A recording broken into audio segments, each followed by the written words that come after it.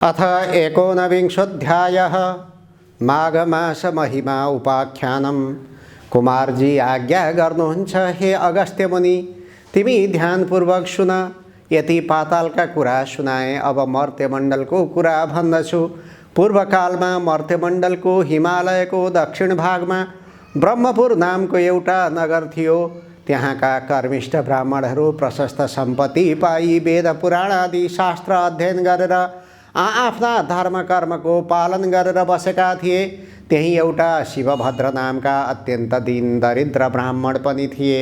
गरिब भए पनि तिनी लोभ मोह त्यागेका र आफ्नो सत्कर्मको पालन गर्दथे। तिनकी सती नामकी ब्राह्मणी थिइन्। ती विप्र दम्पति अनन्य प्रीतिले बसेका थिए। घरमा धन सम्पत्ति नहुनाले निकै कष्ट पाए र एक दिन शिवभट्टले आफ्नी पत्नीसित भने, हे प्रिय, हाम्रो घरमा सम्पत्ति छैन, त्यसै हुनाले बराबर कष्ट भोगिरहेका छौँ। अब सम्पत्ति प्राप्त गर्न सिद्धि गणेशको सेवा गरौँ भन्ने सल्लाह गरी दुवै पति पत्नी 8 दिनको मङ्गलबार बिहानै उठी कष्टपूर्वक सिद्धि गणेशको उपासना सेवा गर्न लागे। यही क्रमले निकै दिन बितेपछि सिद्धि गणेश प्रसन्न भई दर्शन दिए र हे शिवभट्ट ब्राह्मण, हे सती ब्राह्मणी, तिमी दुवैको सेवाले म प्रसन्न भएँ। जे इच्छा छ सो वरदान माग भने र शिवभट्टले सिद्धि गणेशलाई दण्डवत प्रणाम गरी अञ्जुली जोरेर, हे गणनाथ, अरू के वर मागौँ? पूर्व जन्ममा नकमाएको हुनाले यस जन्ममा दरिद्री भएर कष्ट भोगिरहेछौँ। अब सम्पत्ति पाउने इच्छाले हजुरको सेवा गरेका हौँ। सम्पत्ति दिई कष्ट निवारण गरिदिनुहोस् भनी बिन्ती चढाए। अनि सिद्धिविनायकले आज्ञा भयो, हे शिवभट्ट, आजको 8 दिनमा मङ्गलबार बिहानै आई मेरो पूजा गर्नु। उसै बेला मेरो मुखेन्जी जो देखाउला त्यो घर लगी तसलामा राखी माथिबाट तसलैले छोपिदिनु।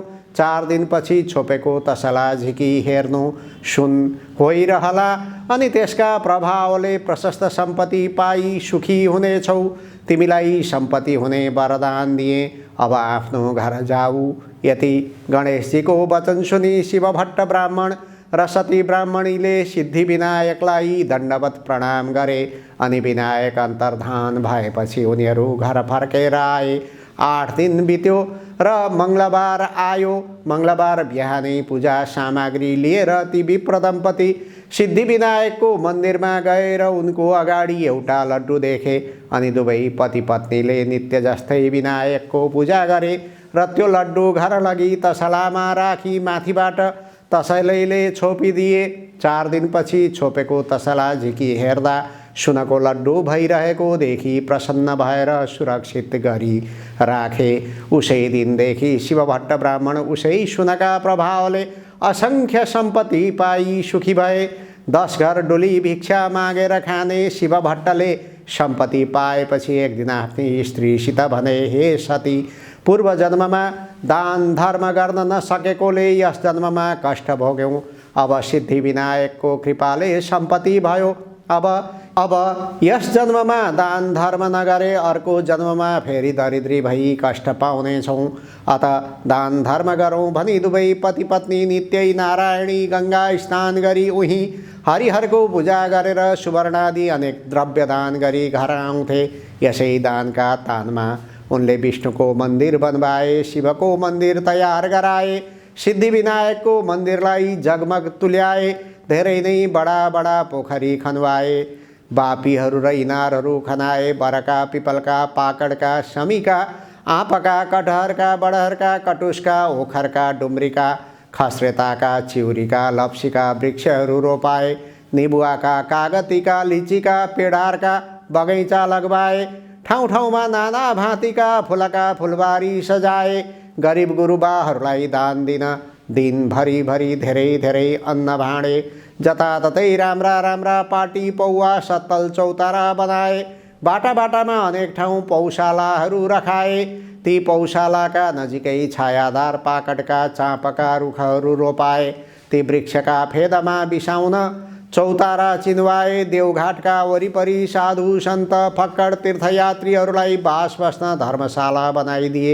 अनेक कुटीहरू बनाए। तीर्थयात्रीहरूका लागि सदा व्रत खोलिदिए। पाठशाला खोलेर विद्यार्थीहरूलाई पढाउनका लागि, गुरु तथा बस्नका लागि छात्रावास अनि खानका लागि भोजनालयको व्यवस्था गरे र त्यस्तै अरू पनि अनेक दान धर्मका कार्य गरे।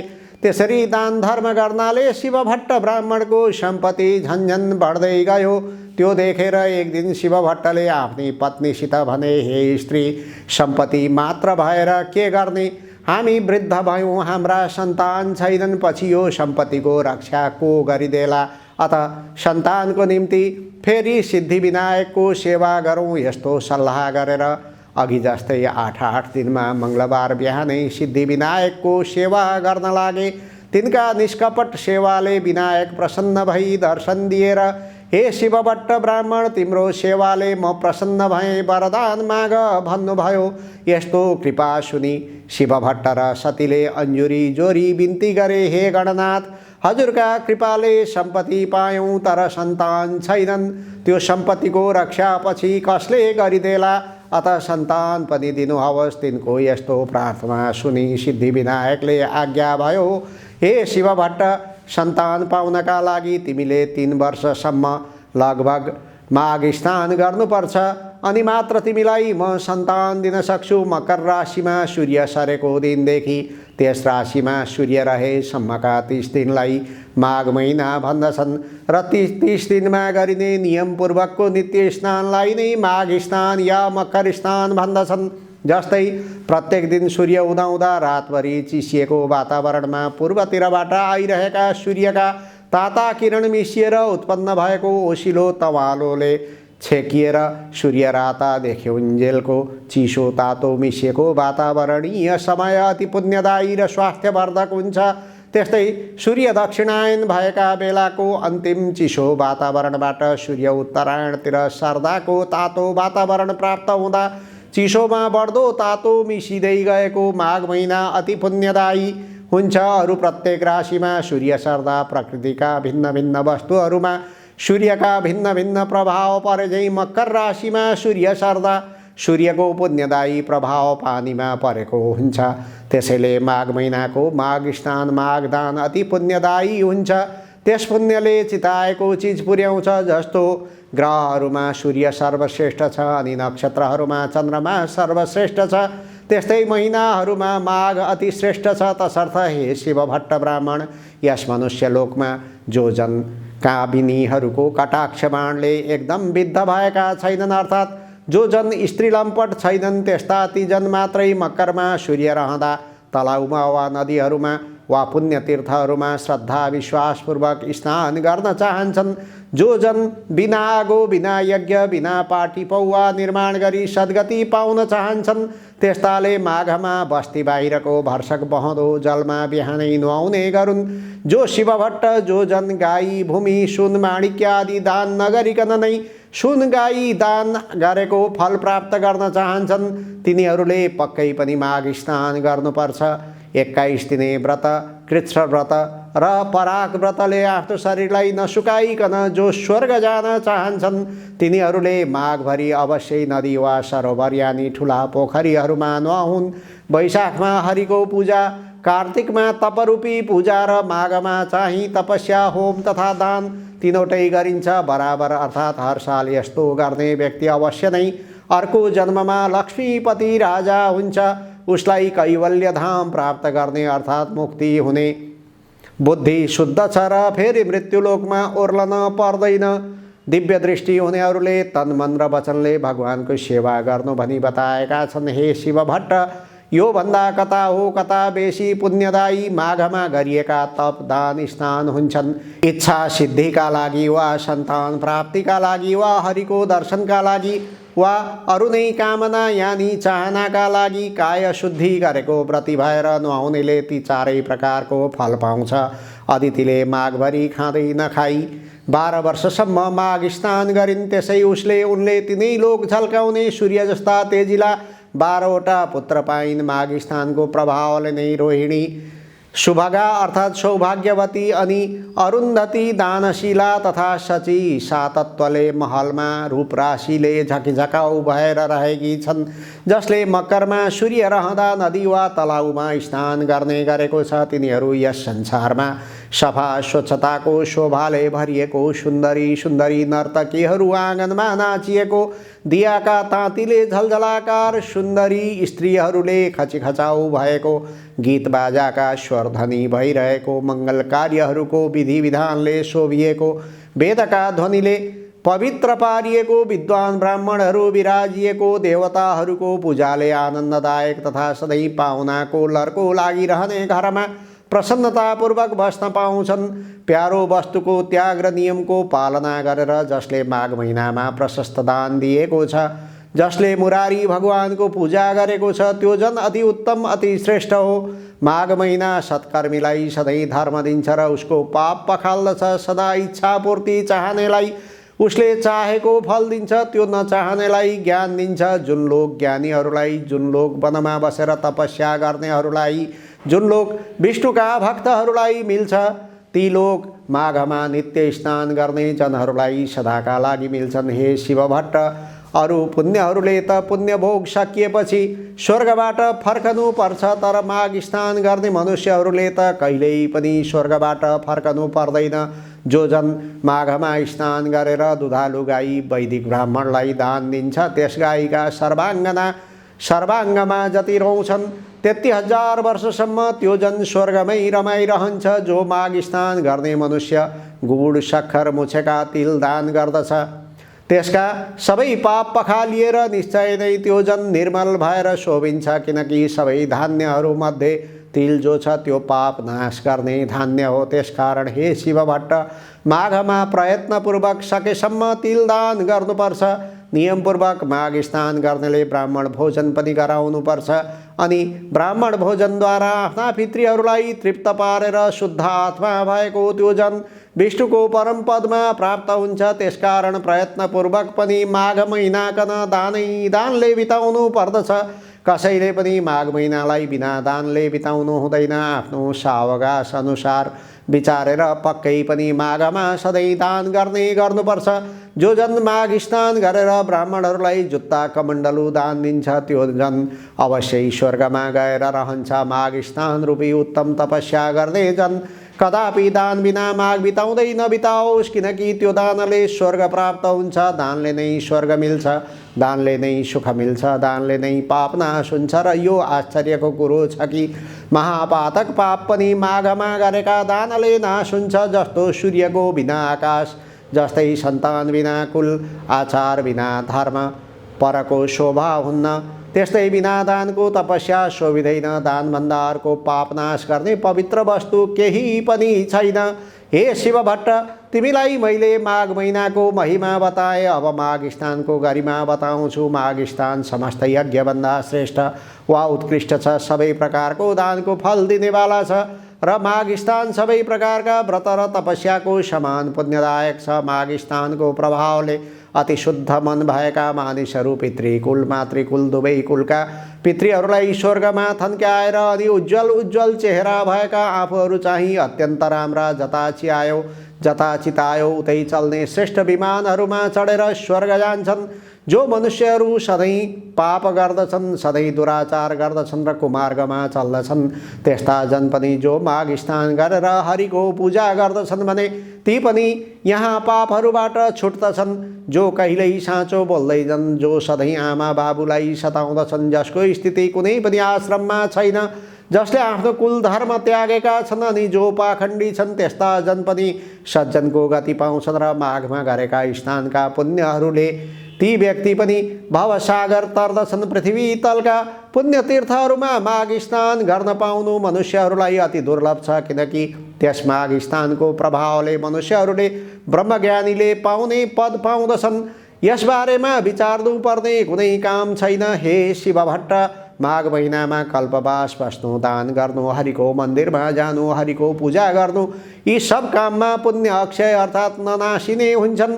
त्यसकारण यथाशक्ति यानी सावकाश अनुसार मनुष्यहरूले प्रयत्नपूर्वक माघ स्नान गरेर लुगा भर बनाउँदो मकल सुवर्ण आदि दान गर्नुपर्दछ। माघमा जो अन्नदान गर्छ उसलाई देवलोकमा अमृत पान गर्न मिल्छ। जो सुनदान गर्दछ उसले इन्द्रको समीपमा बस्न पाउँछ। दियो अग्नि अर्थात् सल्काएको मकल सुन्दर वस्त्र दान गर्ने मनुष्य सधैँ तेजस्वी भएर सूर्यलोकमा बस्न पाउँछ। यज्ञहरूले उत्तम उत्तम दानहरूले उज्जवल तपस्याहरूले ब्रह्मचर्यको धारणले शुभयोगमा गरिएको पूजाले पापीहरू यस लोकमा त्यति शुद्ध हुँदैनन् जति पुण्यतीर्थहरूमा माघ महिनामा गरिएका स्नानले शुद्ध हुन्छन्। जो मनुष्य माघ महिनामा आधा सूर्य उदाएको बेलामा पुण्यतीर्थहरूमा स्नान गर्दछन् तिनीहरू पाप गर्दै नै भए पनि तिनले नरकमा दुःखको समूहको सन्ताप अनि सही नसक्नुको यातना भोग्न जानु पर्दैन। जो जन माघ महिनामा नुहाएर विष्णुको पूजा गर्दछन् ती जन स्वर्गभोग सकिएर फेरि पृथ्वी तलमा फर्केपछि कल्याणमूर्ति राम्रा भाग्यमानी प्रिय बोल्ने धर्मात्मा धनाढ्य शतायु राजा हुन्छन्। दन्केको आगोमा हालेको काठ समूह जसरी तुरुन्तै भस्मावशेष हुन्छ त्यसै गरी माघ स्नानले सानो वा ठुलो पापहरूको राशि बिलाउँछ। मनुष्यहरूले शरीरले बाणीले मनले पनि नजानेर वा जानेर जो पाप गरेको छ त्यो पाप समूह पुण्यतीर्थमा गरेको माघ स्नानले हृदयमा झल्केका विष्णुले अज्ञान नासे झैँ सबै डर्दछन् अर्थात् नासिन्छन्। यदि कुनै मनुष्य आफूले गरेका पाप समूहको भोग भोगिरहेको छ र संयोगवश पनि कुनै बेला कुनै पुण्यतीर्थमा एकाएक पुगेर त्यस मनुष्यले माघ स्नान अचानकै गरियो भने पनि तुरुन्तै त्यसको त्यो पाप समूह नाश भइहाल्छ। यसबारे तिमी आफ्नो मनमा कति पनि संशय नलेऊ हे शिव भट्ट। विशेष गरेर यो कर्मभूमि भारतवर्षको पुण्यभूमि आर्यावर्तमा अर्थात् 750 कोश पूर्व पश्चिम लामो हिमालय र त्यसको 500 कोश लामो विन्ध्याचलको बिचको भूमिमा रही माघ स्नान नगर्ने मनुष्यहरूको जन्म बेकारको कहिएको छ। जस्तै सूर्य बिनाको आकाश चन्द्रमा बिनाको नक्षत्रमण्डल शोभित हुँदैन त्यस्तै हे शिव भट्ट बिना माघ स्नानको सत्कर्म शोभित हुँदैन। माघ स्नान मात्रले पनि जस्तो केशव भगवान प्रसन्न हुनुहुन्छ अरू व्रतदान तपस्याले हरि भगवान त्यस्तो प्रसन्न हुनुहुन्न। जस्तै सूर्यको तेज जस्तो तेज अरू कुनै तेज छैन त्यस्तै माघ स्नानको बराबर अरू कुनै यज्ञ याग आदि क्रिया छैन। तसर्थ वासुदेवलाई प्रसन्न पार्नका लागि सारा पापहरूलाई हटाउनका लागि र अन्तमा स्वर्ग प्राप्तिका लागि मानिस माघ स्नान गर्ने गरोस्। खूब स्याहार गरिएको हृष्टपुष्ट बलियो तर माघ स्नान नगरिएको अशुद्ध र अनित्य निन्द्य शरीरले के हुन्छ र हड्डीहरूको ढाँचा नसाहरूले कसिएको मासुले लिपिएको छालाले मडिएको दुर्गन्धीले भरिएको दिशा पिसाबको पात्र बुढ्याई शोक विपत्तिले व्याप्त रोगको घर आतुर रगत बग्ने क्षणभङ्गुर सबै दोषको आश्रय अर्काको उन्नतिले दुखी हुने अर्काको द्रोह गर्ने छुचो लोभी चुगलखोर क्रूर कृतज्ञ घमण्डी त्यस्तै क्षणिक अर्थात् केही दिन मात्रको कहिल्यै तृष्णा पुरा नहुने उद्धत दुष्ट तिनै दोष कफ वात पित्त भरिएको अपवित्र वस्तु निकाल्ने पालयुक्त तिनै ताप दैविक दैहिक र भौतिकले मोहित स्वभावैले अधर्ममा रत सैकडौँ तृष्णाले आकुल काम क्रोध लोभी नरकका द्वारले व्याप्त परिणाममा किरा पर्ने भस्म हुने वा कुकुरहरूको भोजन हुने यस्तो यो लाछी शरीर यदि माघ स्नान गरिएको छैन भने व्यर्थ छ। पानीमा फोका जस्तै जन्तुमा पुतली वा धमिरा जस्तै ती माघ स्नान नगर्ने मनुष्यहरू केवल मर्दका लागि मात्र जन्मन्छन्। विष्णु भगवानलाई नमान्ने ब्राह्मण धिक्कार हो। जोगीहरूको श्राद्ध धिक्कार हो। ब्राह्मण नभएको ठाउँ धिक्कार हो। आचार नभएको कुल धिक्कार हो। घमण्डले युक्त धर्म धिक्कार हो। क्रोधले युक्त तपस्या धिक्कार हो। बिना दृढताको ज्ञान धिक्कार हो। अल्छीको शास्त्र धिक्कार हो। आफ्ना मान्यजनको श्रद्धा भक्ति नगर्ने नारी धिक्कार हो। त्यस्तै नै गुरुको सेवा नगर्ने ब्रह्मचारी धिक्कार हो। नधन्केको आगोमा गरिएको होम धिक्कार हो। साक्षी बिनाको निर्दोषता धिक्कार हो। उपजीविका अर्थात् शरीर व्यापारले जीवन चलाउने कन्या धिक्कार हो। आफ्ना लागि मात्रै पकाइएको भोजन धिक्कार हो। शूद्रका घरको भिक्षा यानी चन्दाले भरिएको यज्ञ धिक्कार हो। कृपणको धन धिक्कार हो। अभ्यास नगरिएको विद्या धिक्कार हो। प्रजासँग विरोध गर्ने राजा धिक्कार हो। जीवनका लागि गरिएको तीर्थ धिक्कार हो। केवल जीवन चलाउनका लागि गरिएको व्रत धिक्कार हो। झुठो तथा चुगलखोरी बाणी धिक्कार हो। सन्देहास्पद मन्त्र जप धिक्कार हो। चञ्चल चित्तको वा अन्य मनस्कको जप धिक्कारो, अवैदिकलाई दिएको धन धिक्कारो, ईश्वर नमान्ने नास्तिक जन धिक्कारो, जो अश्रद्धाले गरिएको पारलौकिक अर्थात् परलोक सम्बन्धी काज क्रिया छ त्यो सब धिक्कार छ। हे शिव भट्ट, जस्तै यस मृत्युलोकमा दरिद्र मनुष्यहरूको जन्म धिक्कार छ, त्यस्तै नै अरू मनुष्यहरूको पनि माघ स्नान बिनाको जन्म धिक्कार छ। जो जन मकरमा सूर्य रहँदा सूर्य नउदाउँदै भोरैमा स्नान गर्दैन, त्यो जन पापबाट कसरी छुट्ला र कसरी स्वर्ग जाला।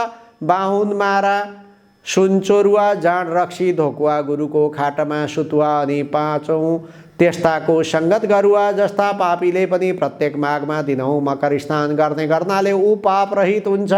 माघ महिनामा सूर्यकै उदाएपछि जो जन पानीमा डुबुल्की मार्छन् ती चाहे ब्रह्म हत्यारा हुन्, चाहे रक्सी घुट्क्याहा हुन् वा महापतित हुन्, त्यस्तालाई पनि माघ स्नान पवित्र पार्छ। अरू सारा छिटपुट पापहरू र ठुला ठुला महापातक अर्थात् ब्रह्म हत्या, चोरी, मद्यपान, गुरुपत्नी गमन र यस्ताको संसर्गहरू पाप पनि यी सबै माघ स्नान गर्दै मनुष्यका भस्मीभूत हुन्छन्। माघ महिना आउन लागेको बेलामा सारा पापहरू थरथर काँप्न थाल्दछन्। यदि कसैले बहँदो पानीमा माघ स्नान गर्यो भने तब उसका सारा पापहरू नासिन्छन्। हामी उसका शरीरबाट बाहिरन्छौँ अनि हामीहरू कहाँ बस्ने? यो माघ महिना त हाम्रो नाशकाल हो भनी ठानेर माघ महिनामा स्नान गर्न लागेको मान्छेलाई देखेर दुखी हुन्छन्। माघ स्नानले पाप खारिएका उत्तम मनुष्यहरू आगो झैँ चहकिन्छन्। माघ स्नानले सारा पाप छुटेका मनुष्यहरू मेघबाट मुक्त भएको चन्द्रमा झैँ चम्कन्छन्। गिलो सुकेको सानो ठुलो बाणी मन कर्मले गरिएको सबै पापलाई माघ स्नानले नै आगोले समिधालाई झैँ डढाइदिन्छ। जो पाप देखा जाला भनेर प्रमादवश गरिएको छ र जो पाप जानेर वा नजानिकन गरेको छ ती सब पापहरू मकरमा सूर्य रहेको बेलामा गरेको माघ स्नानले नै नासिन्छन्। माघ स्नानले निष्पापीहरू स्वर्ग जान्छन्। पापीहरू पाप खारिएर पापरहित भएर पवित्र हुन्छन्। हे शिव भट्ट, माघ स्नानका प्रभावले यी सब कुरा हुनमा कुनै सन्देह छैन। जसरी विष्णु भक्तिमा सबैको अधिकार छ उसै गरी माघ स्नान गर्नमा पनि सबैको अधिकार छ। माघ सबैलाई स्वर्ग दिने र सबैको पाप नाश गर्नेवाला हो। यही ठुलो मन्त्र हो र यो नै ठुलो तपस्या हो। यो माघ स्नान नै पाप निखार्ने अति उत्तम ठुलो प्रायश्चित्त हो। मनुष्यहरूको जन्म जन्मान्तरको अभ्यासले मात्र माघ स्नानमा श्रद्धा भक्ति हुन्छ। हे शिव भट्ट, जसरी जन्म जन्मान्तरको अभ्यासले मात्र अध्यात्म ज्ञानको प्राप्ति हुन्छ त्यसै गरी संसार रूपी हिलाको लेप पखाल्न निपुण यो श्रेष्ठ माघ स्नान पवित्रहरूलाई पनि अझ पवित्र बनाउने हो। हे शिव भट्ट, ब्राह्मण हिमालयको दक्षिणी पहाडी प्रान्तमा रहेको त्यस देवघाटमा गरिएका माघ स्नानहरूको सारा पाप हर्दछ। 7 जन्मदेखि थुप्रिएको पाप र वर्तमान जन्ममा गरिएका भयङ्कर पापकन पनि नाश गरिदिन्छ। उनीहरू जुन पापको प्रायश्चित्त नै छैन भन्दछन् त्यस्तो पाप पनि पुण्यतीर्थहरूमा गरिएको माघ स्नानले नाश हुन्छ। जो जन श्रद्धाले मानसरोवरमा माघभरि बसी त्रिकाल स्नान गर्दछ त्यो जन त मुक्त नै हुन्छ। अक्षोदमा माघभरि स्नान गर्नाले इन्द्रलोक प्राप्त हुन्छ। बदरिकाश्रममा माघभरि स्नान गर्नाले निष्पाप होइन्छ। नर्मदामा माघभरि नुहाउनाले सकल पाप नाश हुन्छ, दुःख नाश हुन्छ, चिताएको फल पाइन्छ, मरेपछि शिवलोकको बास पाइन्छ। यमुनामा माघभरि स्नान गर्नाले सारा पाप नासी सूर्यलोक प्राप्त गर्दछ। सरस्वतीमा माघभरि नुहायो भने सारा पाप नासिएर मरेपछि ब्रह्मलोकको बास पाउँछ। विशालामा माघभरि स्नान गर्नाले चिताएको कुरो प्रशस्त पाइन्छ र त्यस स्नानले पापरूपी दाउराको खलियोलाई डढेलोले जङ्गललाई झैँ भस्मीभूत पार्छ र गर्भवासको ओहोर दोहोरको फेरोलाई पनि समाप्त पारेर मुक्ति नै दिलाउँछ। गङ्गाजीमा गरिएको माघ स्नानले विष्णुलोक मिल्छ अथवा धेरै वर्षसम्म स्नान गरिरहे मुक्ति नै पनि मिल्छ भनिएको छ।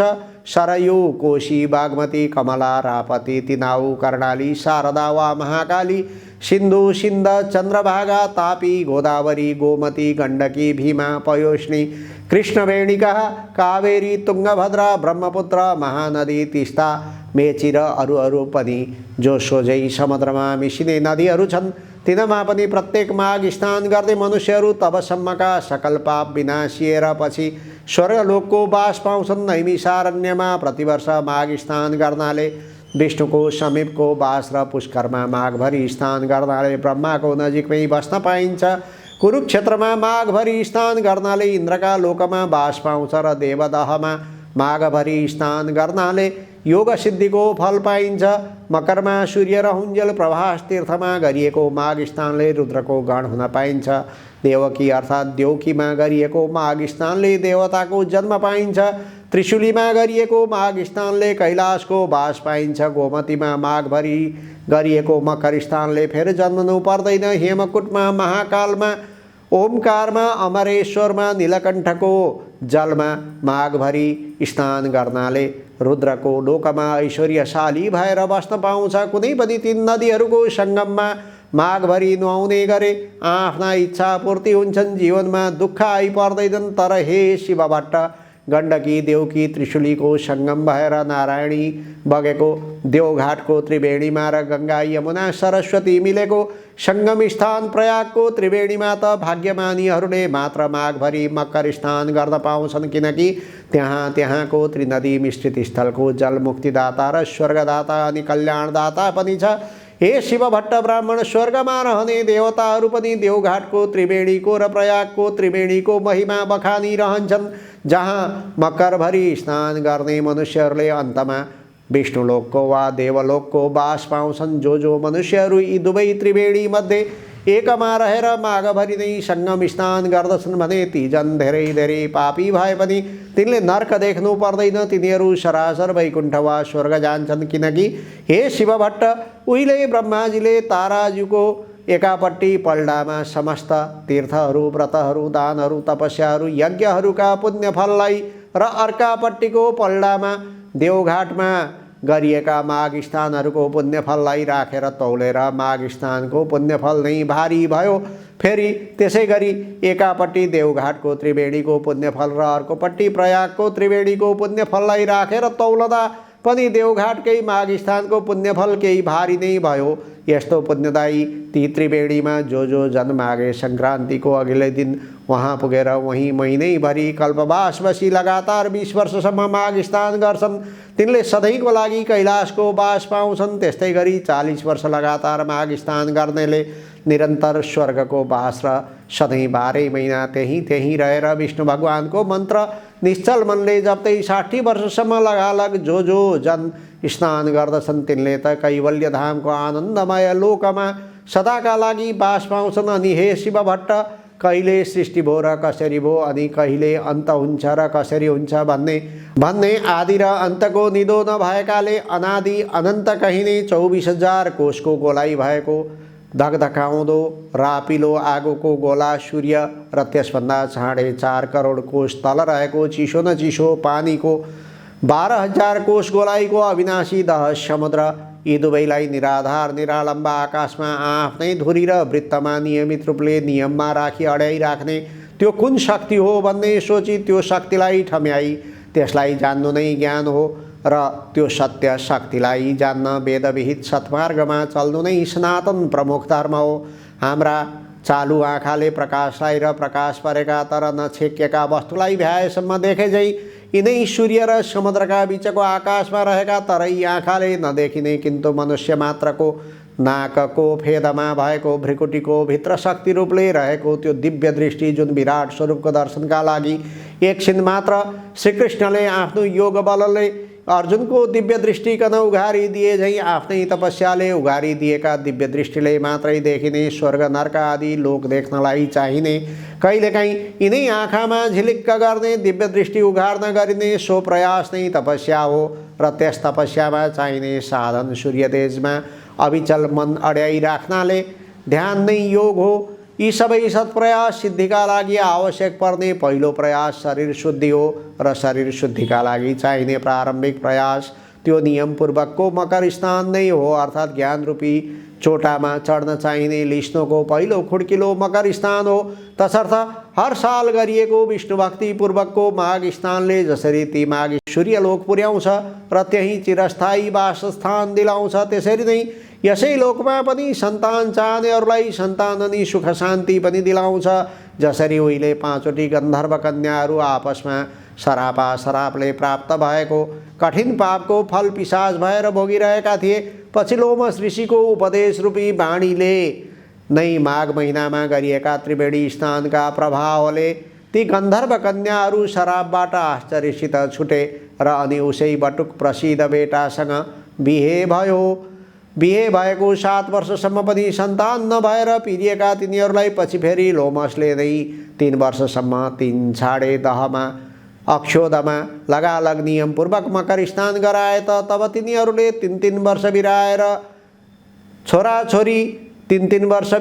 छोराछोरी पाएका। तब तिनीहरूले 3-3 वर्ष बिराएर छोराछोरी पाएका थिए। यो आश्चर्यलाग्दो कथा पनि सन्तान चाहने तिमीलाई अर्को मङ्गलबार म सुनाइदिनेछु। इति श्री स्कन्दपुराणे केदारखण्डे माघ महात्म्ये कुमार अगस्त्य संवादे श्री स्वस्थानी परमेश्वर्याः व्रतकथायां माघमास महिमा वर्णनं नाम 19विंशोऽध्यायः।